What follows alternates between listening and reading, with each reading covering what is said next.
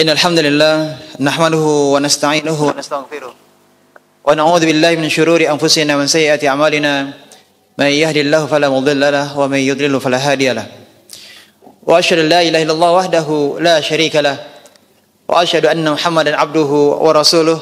Allahumma shalli wa sallim ala nabiyyina Muhammad wa ala alihi wa ashabihi wa man tabi'ahum bi ihsanin ila yaumiddin. Amma ba'd. Fa ya ayyuhal hadirun al-kiram, Bapak-bapak, ibu-ibu dan para pemirsa Najah TV dimanapun anda berada, azanallahu wa iyyakum. Alhamdulillahirabbil alamin, alhamdulillahilladzi bi ni'matihi tatimmu shalihat. Kesempatan yang berbahagia ini kita akan melanjutkan pembahasan kita kitab tauhid. Bab pembahasan kita adalah ma jaa fil laul. Ma jaa fil laul. Berkenaan tentang mengucapkan kata seandainya, mengatakan kata andai kata. Apa hukum ucapan tersebut? Apa hukum ungkapan tersebut?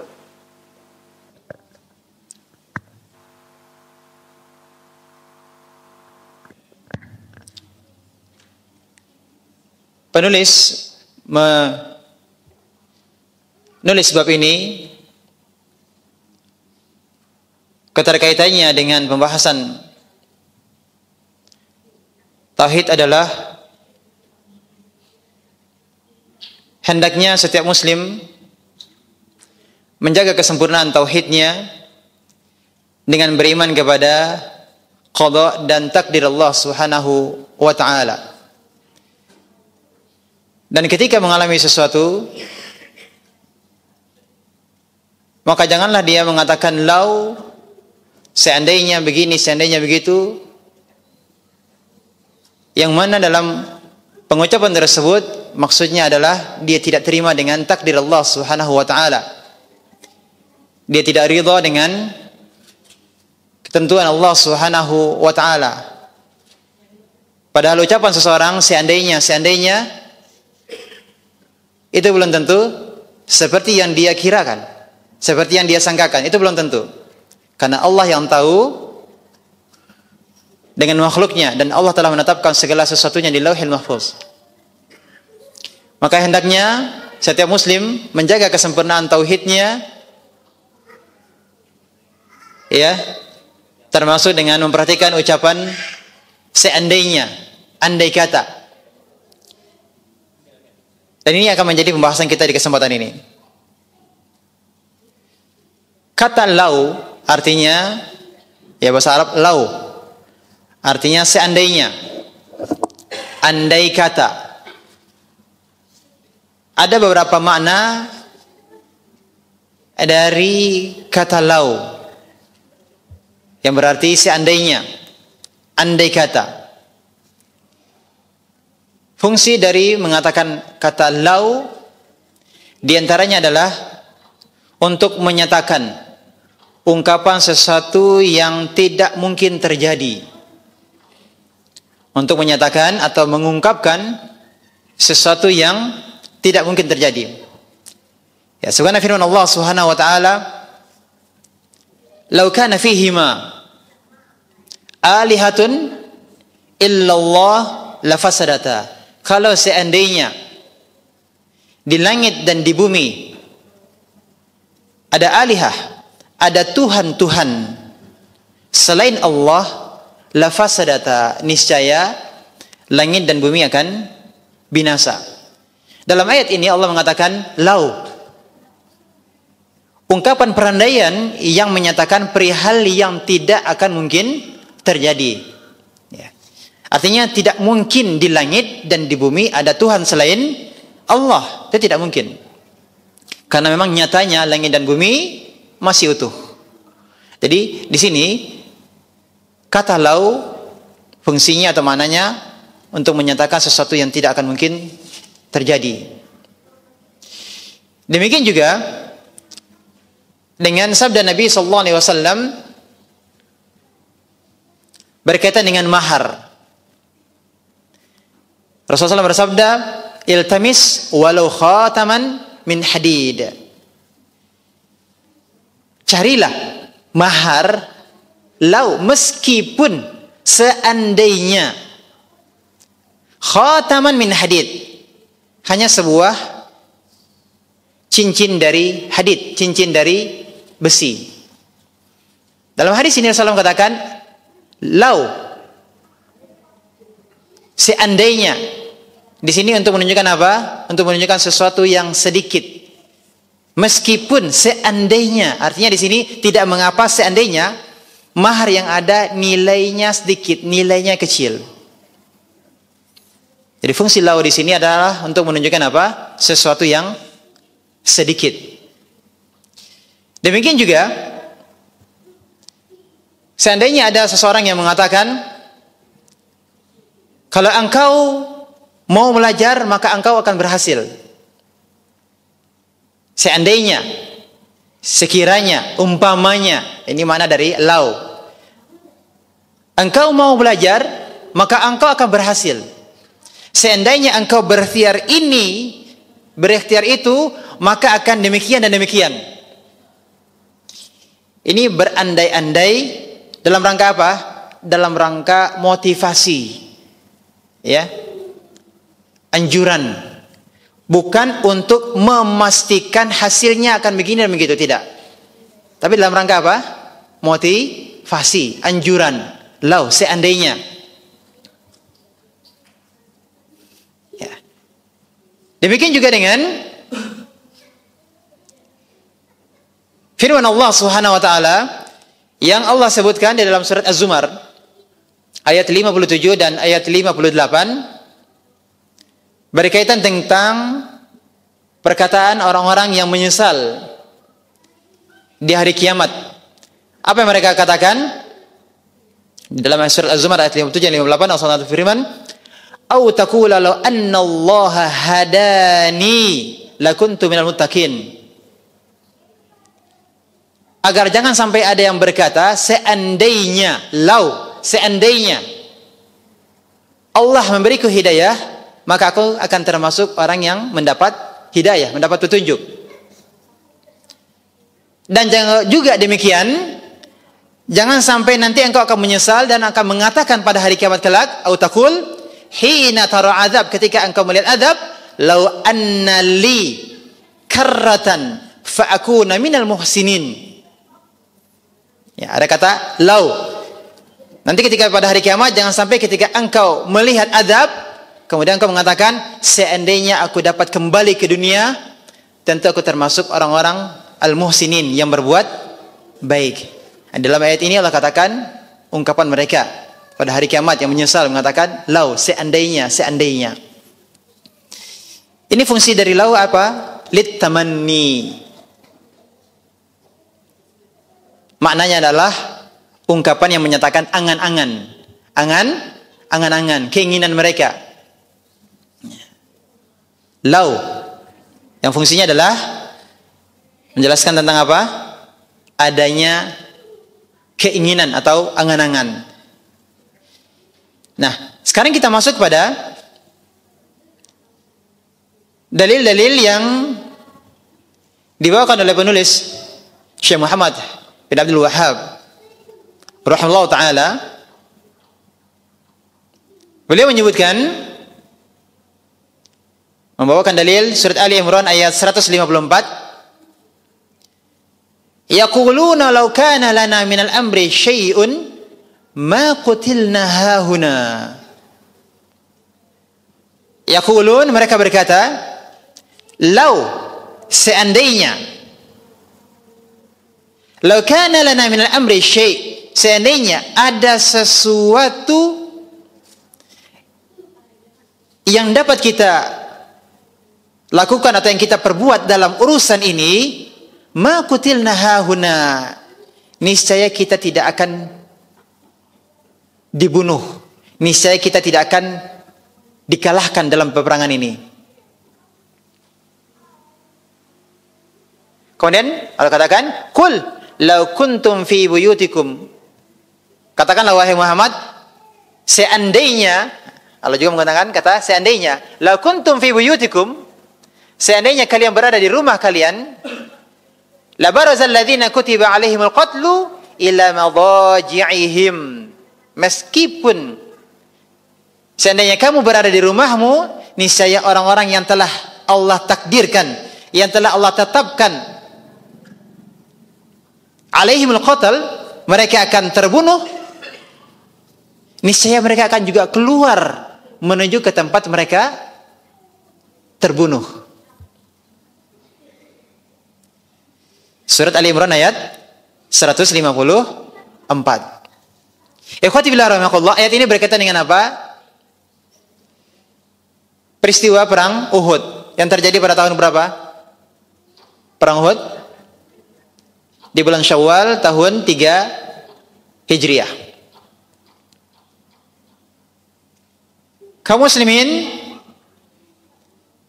mendengar kabar kedatangan orang-orang Quraisy.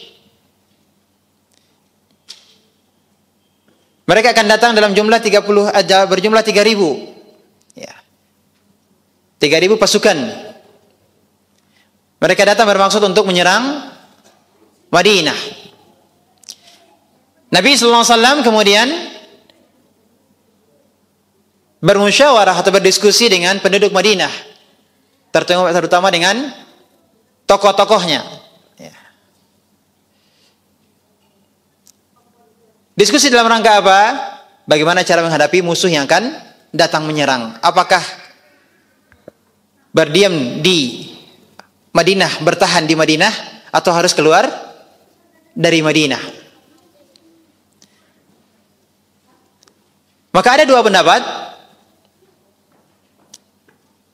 Pendapat yang pertama mengatakan bahwa bertahan saja di Madinah. Kota Madinah itu tidak luas, ya, dahulunya tidak luas. Kalau sekarang, termasuk yang dijelaskan oleh para ahli sejarah, kota Madinah dulu aslinya hanya Masjid Nabawi sekarang dan pagar luar Masjid Nabawi. Ya. Itu besarnya kota Madinah. Nah, hasil diskusi, ada yang memilih pendapat untuk bertahan di Madinah dan ada yang memilih untuk keluar. Para senior termasuk Rasulullah SAW, Abu Bakar dan Umar radhiyallahu anhuma, termasuk juga tokoh munafikin Abdullah bin Ubay bin Salul, termasuk memilih pendapat untuk bertahan di Madinah, tidak keluar. Apa sebab? Karena lebih menguasai medan pertempuran di Madinah. Yang kedua, lebih menguasai jalan-jalan, lorong-lorong kota Madinah.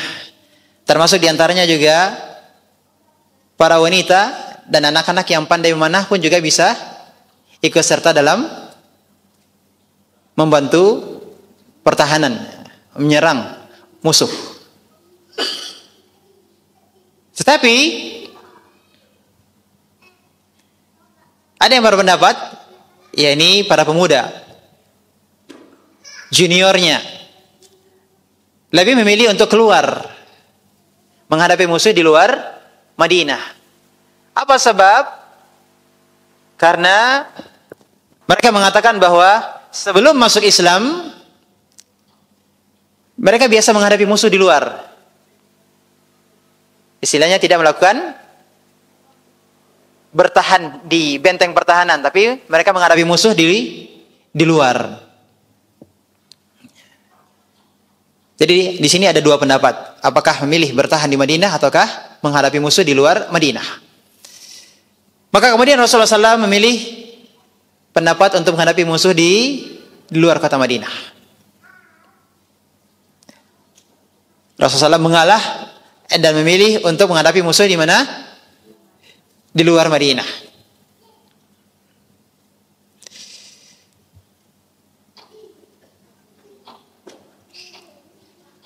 Apa yang terjadi? Semuanya kita ketahui dalam sejarah bahwa pada perang Uhud ini Allah takdirkan kaum muslimin kalah. Pada perang Uhud ini kaum muslimin kalah. Padahal kemenangan sudah berada di depan mata mereka. Kemenangan sudah berada di depan mata mereka. Disebabkan karena suatu kesalahan, akhirnya kaum muslimin kalah pada perang Uhud. Akibatnya 70 lebih para sahabat tewas fi sabilillah. Ya, mati syahid. Termasuk diantaranya adalah paman Nabi SAW, siapa? Hamzah. 6. Maka kemudian orang-orang munafik dan orang-orang yang sepaham dengan mereka mengatakan bahwa lau kana lana minal amri syai'um ma qutilna hahuna. Berkata mereka, Allah abadikan di dalam Al-Quran, seandainya ada sesuatu yang dapat kita perbuat dalam urusan perang ini, niscaya kita tidak akan dibunuh, niscaya kita tidak akan dikalahkan di sini. Mereka katakan lau kana, seandainya. Ya, jadi mereka katakan apa? Seandainya.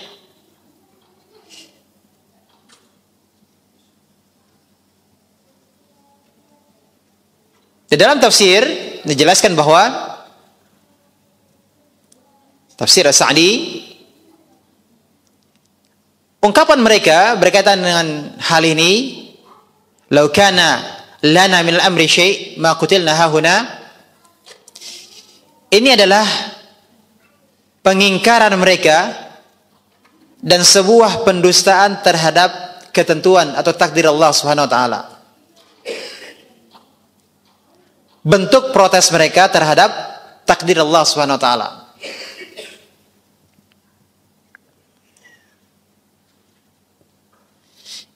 Jadi berkata mereka, lau di sini seandainya, ini sebenarnya adalah bentuk ungkapan protes mereka terhadap ketentuan Allah SWT. Allah tetapkan mereka kalah. Karena mereka katakan seandainya. Ya. Kemudian Syekh Sa'di rahimahullah ta'ala juga mengatakan bahwa apa yang mereka katakan ini adalah juga merupakan sikap mereka menganggap Rasulullah SAW bodoh dalam mengambil keputusan. Ya. Karena Rasulullah SAW memilih pendapat untuk menghadapi musuh di luar Madinah. Orang-orang munafik memilih untuk di mana? Berada di Madinah. Tapi sebenarnya ini adalah bentuk pengingkaran mereka terhadap takdir Allah Subhanahu wa taala. Ya, mereka ujub terhadap diri mereka. Seakan-akan mereka ingin mengatakan bahwa mereka lah yang lebih mahir dalam mengatur strategi perang dibandingkan dari Rasulullah sallallahu alaihi wasallam. Artinya kalau mereka yang mengatur strategi, niscaya tidak akan kalah. Nah, ini andai-andai mereka. Sebenarnya pada dasarnya adalah mereka tidak terima dengan kekalahan tersebut. Ya. Kemudian berikutnya penulis membawakan firman Allah SWT surat Ali Imran ayat berapa? 168. Alladzina qalu li ikhwanihim wa qa'adu, orang-orang yang mengatakan kepada saudara-saudaranya dan mereka takut pergi berperang. Jadi menurut kata ini adalah orang-orang yang tidak pergi berperang. Lau ata'una ma qutilu, seandainya mereka mengikuti kita, tentulah mereka tidak terbunuh. Apa kata Allah? Qul fadara'u an anfusikumul mauta in kuntum shadiqin. Katakanlah, tolaklah oleh kalian kematian dari diri kalian jika kalian adalah orang-orang yang jujur, orang-orang yang benar. Surat Ali Imran ayat 168.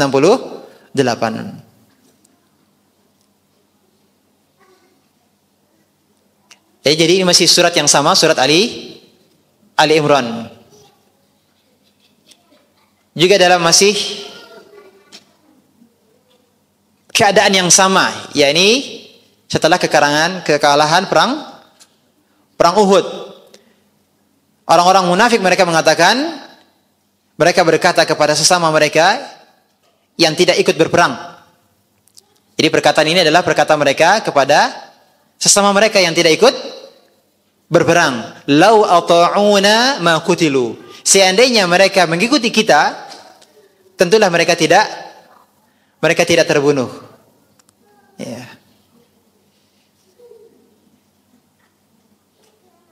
Menghadapi 3.000 pasukan para musyrikin Quraisy, dari kaum muslimin berapa jumlah mereka?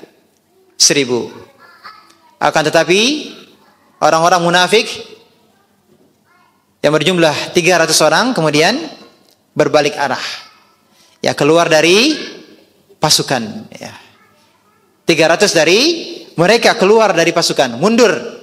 Mereka itu adalah orang-orang munafik. Dan sebagaimana telah kita sebutkan tadi bahwa lebih dari 72 sahabat ya, yang tewas pada perang Uhud tersebut. Oleh karenanya orang-orang munafik yang mereka tidak ikut berperang, mereka mengatakan tentang orang-orang yang beriman yang terbunuh, yakni para sahabat yang terbunuh di perang Uhud tersebut, dan mereka mengatakan perkataan ini kepada orang-orang yang tidak ikut berperang, lau ata'una, kalau seandainya mereka mengikuti kita, maqutilu. Maksudnya adalah tidak keluar dari Madinah. Kalau seandainya mereka mengikuti kita, tidak keluar dari Madinah, maqutilu, niscaya mereka tidak akan terbunuh. Ya. Kemudian juga mereka berkata bahwa Nabi kita Muhammad SAW lebih mendengarkan pendapat para junior ketimbang mengikuti pendapat mereka. Jadi sebenarnya ucapan mereka, lau ata'una, seandainya mereka mengikuti kita di sini, ini sebenarnya adalah bentuk protes mereka terhadap syariat jihad di jalan Allah. Karena mereka tidak pergi meninggalkan Madinah. Mereka berdiam diri di Madinah, tidak ikut berperang. Jadi mereka katakan, seandainya mereka ikuti kita, tidak keluar dari Madinah, mereka tidak akan terbunuh. Sebenarnya ungkapan ini adalah bentuk protes terhadap syariat jihad. Kalau di ayat sebelumnya, ini bentuk protes terhadap takdir Allah Subhanahu wa taala. Dalam ayat ini adalah bentuk protes terhadap syariat Allah. Syariat Allah yang dimaksud adalah jihad fisabilillah. Maka kemudian dibantah oleh Allah Subhanahu wa taala, "Qul fadra'u an anfusikumul maut in kuntum shadiqin." Cegahlah kematian dari diri kalian kalau seandainya kalian itu benar bahwa kalian tidak akan mati. Karena siapapun tidak akan pernah bisa lari dari kematian. Kematian itu adalah sesuatu yang pasti. Al-yakin. Apa artinya al-yakin? Al-maut. Kita diperintahkan untuk menyembah Allah sampai datang al-yakin. Ya, ini kematian, sesuatu yang pasti datangnya. 6. Maka ada ungkapan, man lam yamut bisayfi mata bighairihi, barang siapa yang tidak mati disebabkan karena tebasan pedang, ta'addadatil asbabu wal mautu wahid, maka sebab-sebab kematian itu bermacam-macam, namun yang namanya kematian itu satu bentuknya. Yang namanya kematian itu satu. Yang banyak apa? sebabnya yang banyak. Artinya kalau dia tidak terbunuh disebabkan karena tebasan pedang, tetap juga dia akan mati. Disebabkan oleh sebab-sebab yang lainnya. Akan tetapi intinya adalah apapun sebabnya, mereka semua yang mati itu adalah karena ajalnya. Termasuk yang terbunuh fi sabilillah pun juga mereka meninggal, mati syahid itu pun juga karena ajalnya. Yang tidak keluar ikut berperang juga akan mati kalau itu adalah ajalnya. Jadi ungkapan mereka kalau seandainya mereka tidak keluar dari Madinah maka tidak akan mati, Allah bantah. Cegahlah kematian kalau bisa kalian cegah kematian tersebut. Kalau benar yang kalian katakan itu, bahwasanya dengan berdiam di Madinah tidak akan mati. Jadi sebenarnya yang tewas di medan perang itu karena memang ajalnya, sebabnya perang. Maka ungkapan-ungkapan mereka tadi itu tidak akan merubah takdir Allah Subhanahu wa taala. Seandainya tidak akan merubah takdir Allah terhadap kematian seseorang. Nah, jadi kematian itu banyak sebabnya. Apakah dia ikut perang ataukah tidak ikut perang? Bisa jadi mati di atas pembaringannya. Apakah sebabnya karena sakit atau sebab yang lainnya? Yang jelas intinya adalah kematian itu karena telah tiba ajalnya. Jadi intinya adalah ucapan orang-orang munafik yang berandai-andai itu hanyalah bentuk protes terhadap ketentuan syariat Allah SWT ini, ketentuan syariat jihad. Nah sekarang yang menjadi pertanyaan adalah, bolehkah kita mengatakan seandainya? Bolehkah kita mengatakan andai kata? Bagaimana hukumnya? Boleh atau tidak? Nah, ada mengatakan tidak boleh. Bolehkah kita mengatakan seandainya? Yang sudah kita pelajari tadi, dua hal tadi, apa hukumnya? Protes terhadap takdir Allah, ini hukumnya haram. Kemudian yang kedua adalah protes terhadap syariat Allah dengan mengatakan seandainya. Seandainya begini, ini tidak akan terjadi. Dia protes terhadap takdir Allah. Seandainya Allah mensyariatkan ini dan tidak mensyariatkan itu, seandainya protes terhadap syariat Allah. Maka ini semua adalah hukumnya haram. Dan ada yang ketiga, ini terdapat pada hadis yang akan kita pelajari. Jadi ini ada dua yang terlarang. Yang terlarang ada dua, yang sudah kita sebutkan tadi, berkenaan dengan dalil, protes terhadap takdir Allah. Yang kedua adalah sebagai bentuk protes terhadap syariat. Nah, dan ada yang ketiga, ini ada di dalam hadis yang akan kita pelajari. Selain ini, maka semuanya hukumnya adalah mubah, boleh. Boleh kita mengatakan seandainya, andai kata. Dan ini banyak kita temukan di dalam dalil. Contohnya adalah sabda Nabi sallallahu alaihi wasallam, seandainya, kalau, laula an asyqa ala ummati, kalau seandainya aku tidak memberatkan umatku, la amartuhum bisiwak inda kulli wudu, maka akan aku perintahkan umatku untuk bersiwak setiap kali mereka berwudu. Apa kata Nabi? Laula, seandainya tidak, kalau tidak. Nabi SAW katakan kalau tidak memberatkan umatku. Ini siapa yang mengatakan? Nabi SAW yang mengatakan seandainya. Demikian juga Nabi SAW berkata berkenaan dengan paman beliau Abu Talib. Rasulullah SAW katakan, huwa fi dahdahin min nar, berada di permukaan neraka. Walaula ana, kalaulah bukan karena aku, lakana fid darkil asfali minan nar, niscaya dia akan berada di kerak neraka. Nabi SAW mengatakan, lau, seandainya. Ini adalah pengabaran dari Rasulullah SAW. Ini kabar. Bukan karena Rasulullah ujub, tidak. Tetapi ini adalah wahyu dari Allah Subhanahu wa taala, Allah yang mengabarkan. Jadi kata lau di sini adalah Rasulullah SAW ingin mengabarkan, bentuk pengabaran. Disebabkan karena Rasulullah SAW, maka Allah jadikan pamannya tersebut masuk neraka, bagian apanya? Bagian permukaannya. Kalau tidak, maka niscaya pamannya tersebut akan berada di kerak neraka.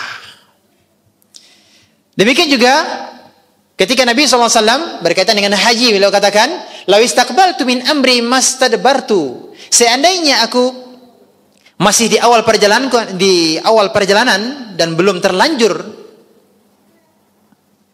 keluar untuk haji, la masuktul hadiya wa la ja'altuha umrah. Niscaya aku tidak akan membawa hewan sembelihan atau yang disebut dengan al-hadiyu.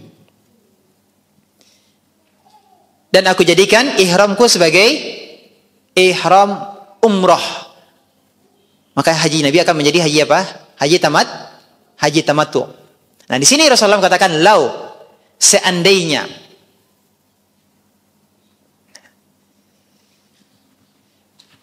Kemudian demikian juga Nabi SAW berkata kepada Aisyah radhiyallahu anha, laula hadasatu ahdi qaumika bil kufri la naqdaqtu al-Ka'bah. Laula hadasatu ahdi qaumik, seandainya bukan karena kaummu baru saja masuk Islam, meninggalkan kekufuran, lanaqattul Ka'bah, niscaya akan aku pugar bangunan Ka'bah. Jadi Rasulullah khawatir nanti orang-orang yang baru saja masuk Islam akan protes, keberatan, ya. Kenapa Ka'bah direnovasi? Kenapa Ka'bah dipugar? Rasulullah katakan, lau, kalau bukan karena mereka baru masuk Islam. Wala ja'altuha ala asasi Ibrahim, dan akan aku jadikan pondasi sebagaimana pondasi semula yang dibangun oleh Nabi Ibrahim. Fa inna Quraisyan hina banatil baita istaqsarat. Karena orang-orang Quraisy ketika mereka membangun kembali Ka'bah, mereka kekurangan biaya.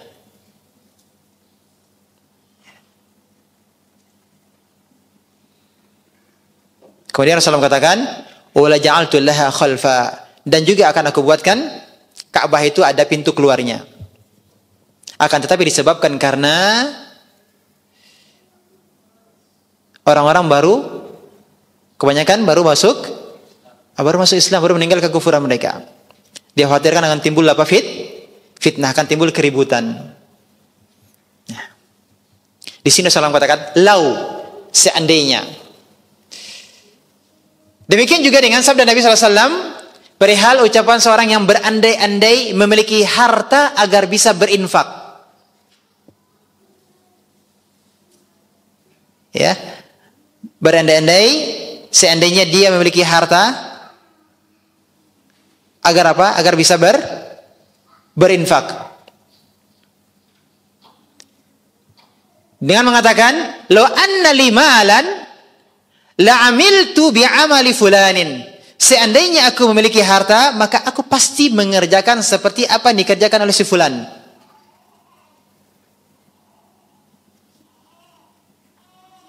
Artinya dia berniat, kalau seandainya, seandainya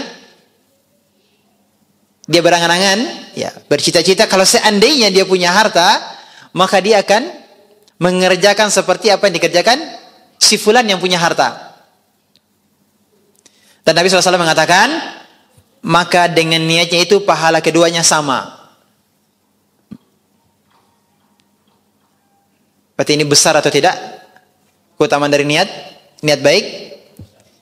Tapi dia jujur dengan niatnya. Jujur dengan niatnya.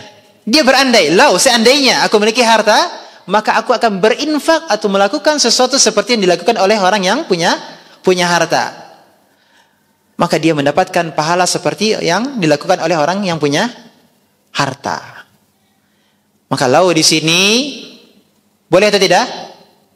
Boleh. Dan tentu lau yang di sini, yang berangan-angan di sini, ada cita-cita ini, tentu tergantung dari niatnya, tergantung dari motivasinya. Kalau motivasinya baik, maka dia akan mendapatkan pahalanya. Kalau motivasinya itu baik. Tapi kalau motivasinya, angan-angannya buruk, tentu ini hal yang berbeda. Bukan ini yang dimaksud. Ya. Jadi kesimpulannya adalah, bolehkah kita mengatakan lau seandainya?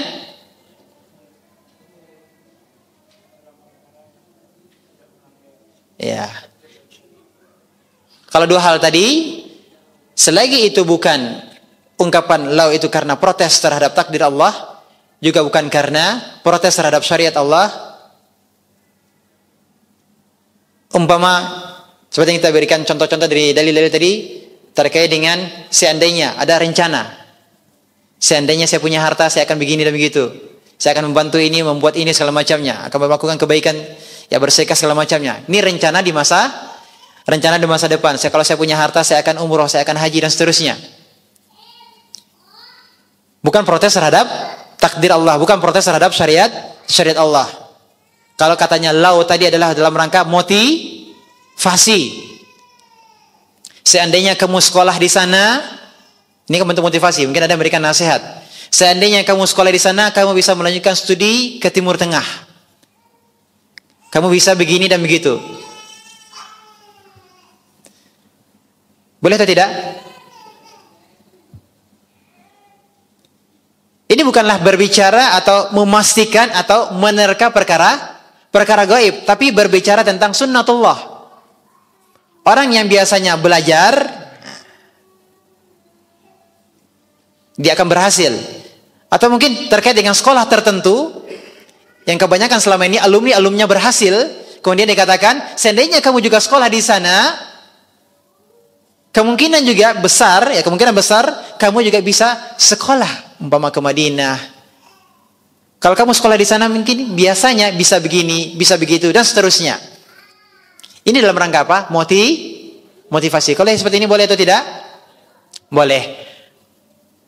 Maka kesimpulannya yang kita pelajari bahwa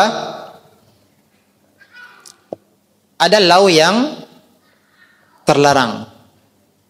Ya, ada lau yang terlarang. Dan selain itu, maka ungkapan seandainya,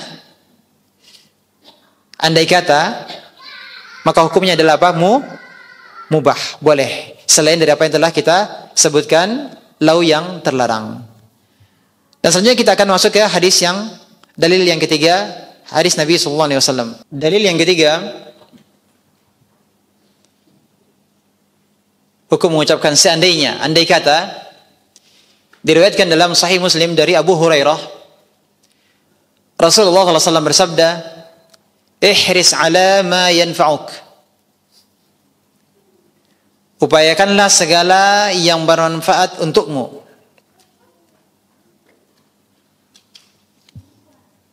Kemudian, wasta'in billahi wa la ta'jaz.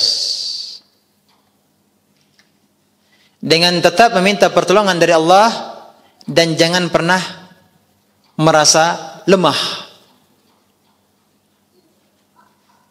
Selanjutnya, wa in asabaka syai'un fala taqul law anni fa'altu kadza lakana kadza wa kadza. Bila engkau ditimpa sesuatu, maka jangan pernah berkata seandainya aku berbuat demikian, niscaya yang terjadi akan demikian dan demikian.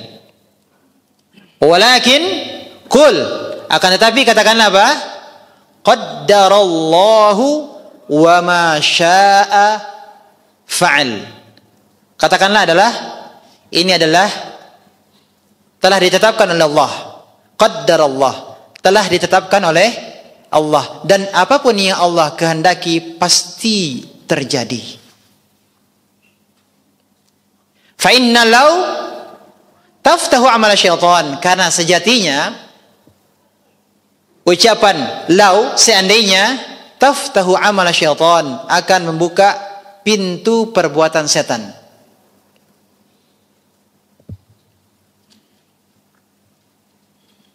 Nah, di sini ada law yang terlarang.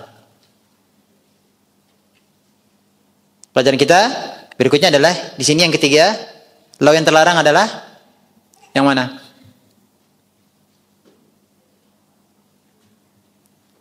Wa in asabaka syai'un, jika ada sesuatu yang menimpamu, maka jangan pernah engkau mengatakan, seandainya aku berbuat demikian, niscaya kejadiannya akan demikian dan demikian.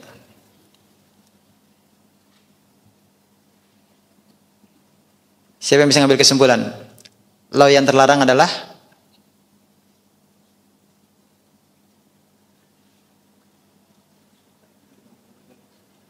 ucapan law gimana? Terhadap takdir. Sama dengan poin yang pertama?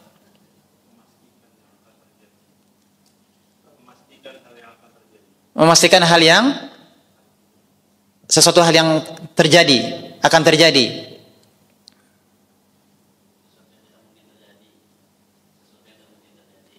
Sesuatu sama tadi jawabannya ya. Dia memastikan bahwa seandainya dia berbuat yang lain, maka takdirnya akan berbeda. Ya, menurutnya. Ya.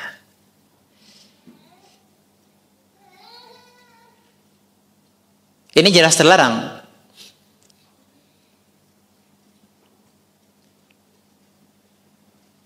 Karena bertentangan dengan iman kepada takdir. Berarti dia tidak paham terhadap iman kepada takdir. Poin yang ketiga, larangan mengucapkan law seandainya, sebagaimana tersebut dalam hadis ini adalah ketika seseorang mengatakan seandainya, saat dia panik menghadapi musibah dan tidak sabar.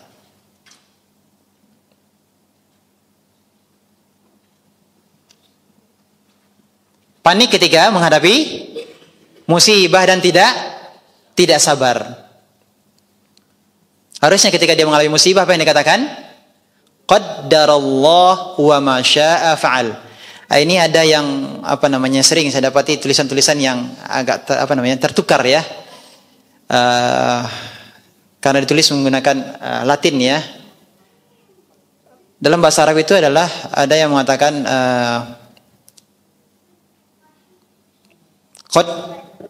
yang benar itu adalah qaddarallahu. Artinya Allah telah menetapkan takdir.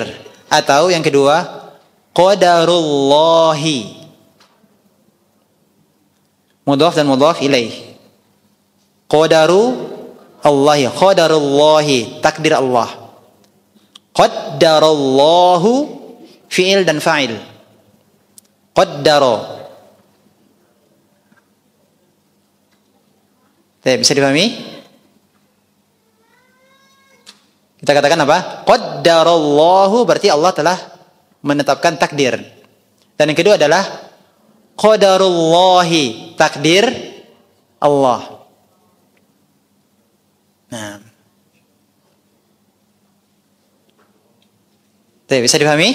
Nah, ini jangan tertukar. Mana yang ada yang mengatakan qaddarullah, qaddarullah. Tidak ada kata kerja fi'il madhinya qaddarullah, qaddaru. Bukan qaddarullah, bukan, tapi qadaru tanpa tasydid. Qadaru tanpa tasydid. Kalau pakai tasydid, qaddara, qaddarallahu. Ya. Fi'lun madhin, ya, qaddara, kemudian fa'il Allahu. Nah. Tapi kalau qadarullahi, takdir Allah. Qadarullahi, mudhaf dan mudhaf ilaih. Nah, ini jangan sampai tertukar. Jangan sampai kita mengatakan qadarullah walaupun tulisannya pakai bahasa Indonesia gitu kan, pakai bahasa Indonesia tapi D-nya dua. Kan bisa, biasa itu ada yang nulis saya sering dapat seperti itu. Qadda, D-nya dua kemudian pakai ru, qadarullah. Nah, bukan qadarullah. Tapi kalau D-nya dua berarti pakai tasydid bahasa Arabnya. Jadi qaddara. Qaddarallahu wa ma syaa fa'ala. Atau kita sukunkan belakangnya fa'al. Atau boleh kita katakan qadarullahi. Ini adalah merupakan takdir Allah. Qadaru tanpa dua D-nya. D-nya satu. Qadarullahi. Nah. Baik. Jadi ini yang ketiga ya, yang terlarang. Yang pertama tadi apa? Lau sebagai bentuk protes terhadap takdir Allah. Yang kedua, protes terhadap syariat Allah. Yang ketiga, ketika seseorang panik, ya, ketika dia ditimpa musibah dan tidak sabar terhadap musibah yang dialami, kemudian dia mengatakan seandainya. Ini juga termasuk yang terlarang. Dan kemudian kita ambil faedah dari hadis ini. Maka kondisi seseorang berkaitan dengan amalnya ini menjadi tiga kondisi. Kondisi yang pertama adalah kondisi seseorang sebelum beramal. Allah merintahkan sebagaimana Nabi SAW hadis yang beliau sampaikan, ihris ala ma yanfa'uk. Ini sebelum beramal. Semangat untuk mendapatkan hal-hal yang bermanfaat, baik itu yang bermanfaat duniawi maupun ukhrawi, manfaat dunia maupun akhirat. Hal-hal yang bermanfaat. Ini perintah untuk semangat sebelum beramal. Adapun syaitan memerintahkan untuk bermalas-malasan, ya, tidak beramal, tidak melakukan ikhtiar, menyia-nyiakan waktu. Kondisi yang kedua adalah saat beramal. Saat yang beramal apa yang diperintahkan? Ista'in billah, mintalah pertolongan kepada Allah, bertawakal kepada Allah.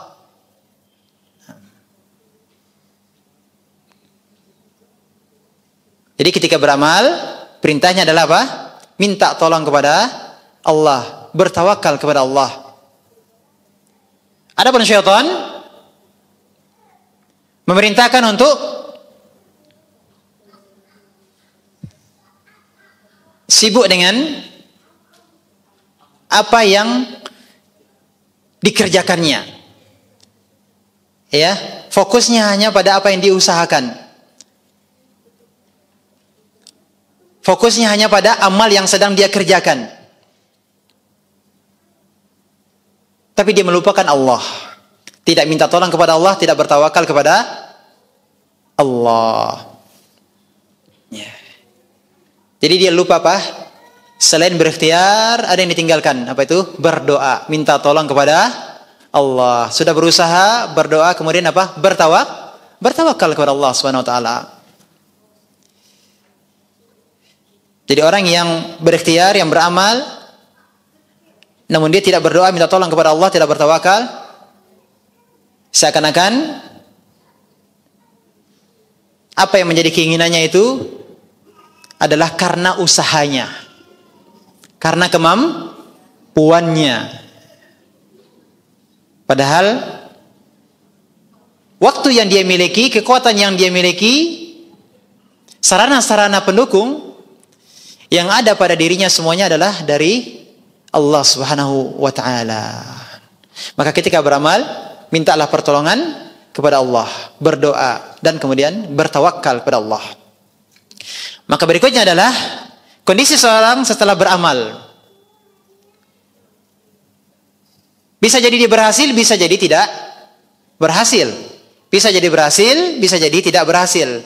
Kalau berhasil, maka dia bersyukur. Dan tidak menisbatkan keberhasilannya tersebut kepada selain Allah. Termasuk tidak menisbatkan keberhasilannya kepada dirinya. Tidak takjub dengan kemampuannya. Tidak takjub kepada orang lain yang membantunya. Ini ketika berhasil maka dia harus bersyukur. Itu kewajibannya. Kemudian yang kedua apa? Menisbatkan nikmat tersebut kepada Allah.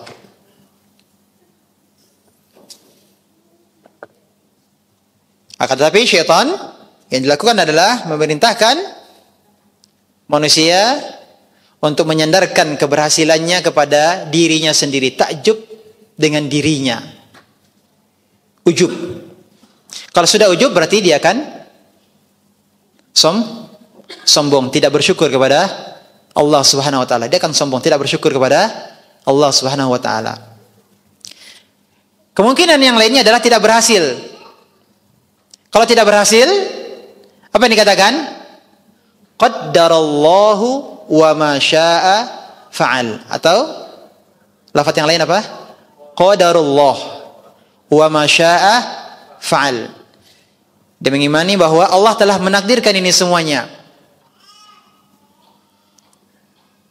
Berarti apa? Dia berhusnuzon, berprasangka baik kepada Allah Subhanahu wa taala.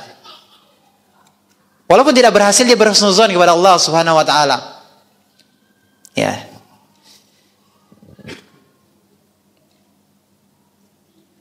Bisa jadi inilah yang terbaik untuknya. Dan apapun yang ditetapkan oleh Allah itu pasti terbaik. Jadi kita imani apapun yang Allah tetapkan itu pasti terbaik. Bisa jadi dia tidak mendapatkan apa yang dia inginkan tersebut, dia tidak berhasil. Supaya apa? Supaya dia tidak ujub, tidak sombong.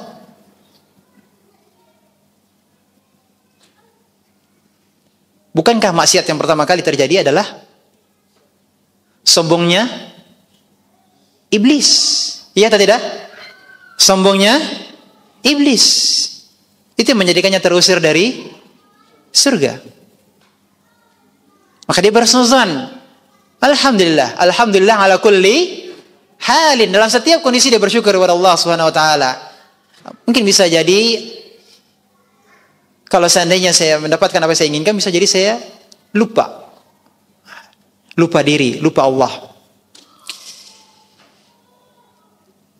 Dan bisa jadi harta yang dia peroleh atau sesuatu nikmat yang dia peroleh justru akan menjadikannya sibuk dengan kenikmatan itu, lupa terhadap Allah. Itulah yang akan mengantarkannya ke neraka, yang akan menjauhkannya dari surga Allah, yang akan memperberat hisabnya. Maka dia berhusnuzan kepada Allah.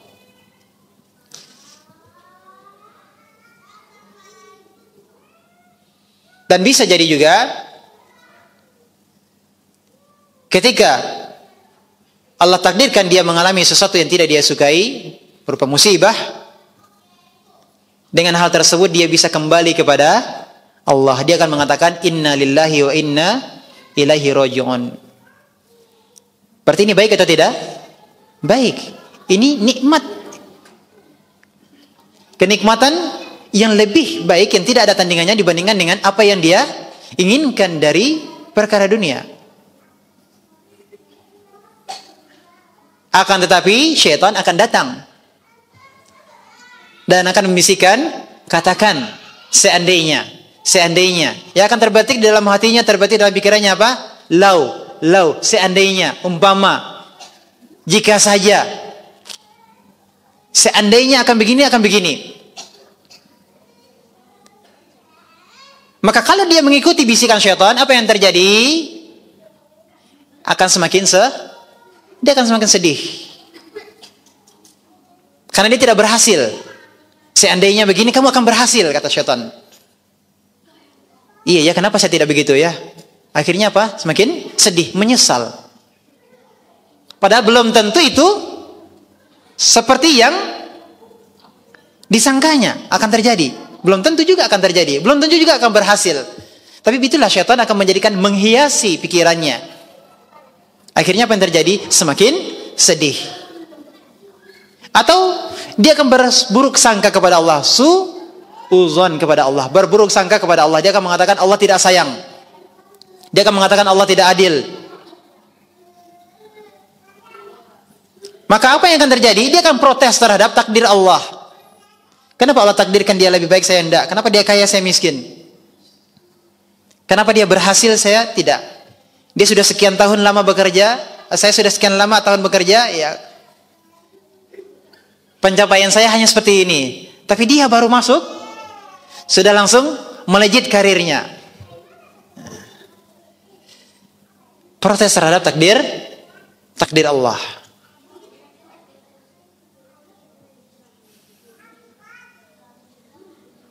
Nah, kalau dia diwisiki oleh syaitan, lau seandainya begini, seandainya begitu, maka ini akan menjadikan hatinya terikat dengan sebab.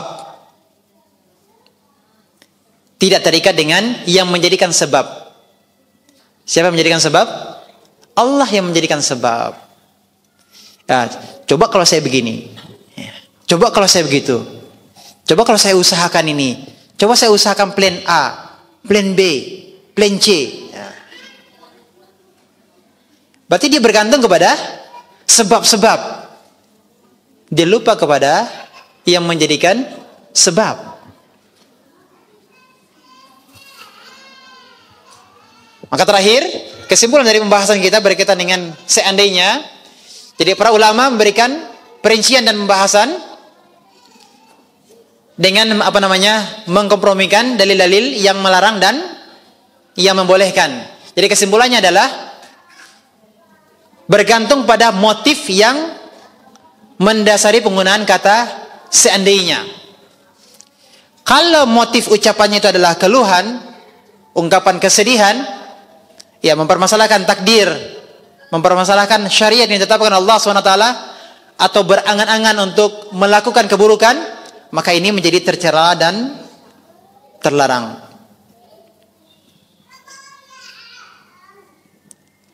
Kemudian, kalau motif ucapannya tersebut niatnya adalah ungkapan untuk melakukan suatu kebaikan,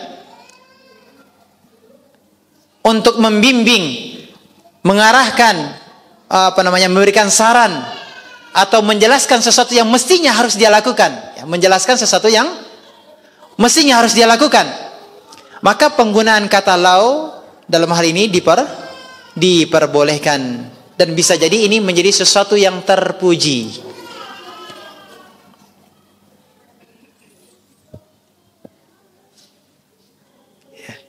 Ya, ini kesimpulan dari pembahasan kita. Dan terakhir, sebagai penutup yang terdapat dalam kitab Tauhid, kandungan bab ini yang pertama, penjelasan tentang ayat dalam surat Ali Imran, ayat yang telah kita pelajari.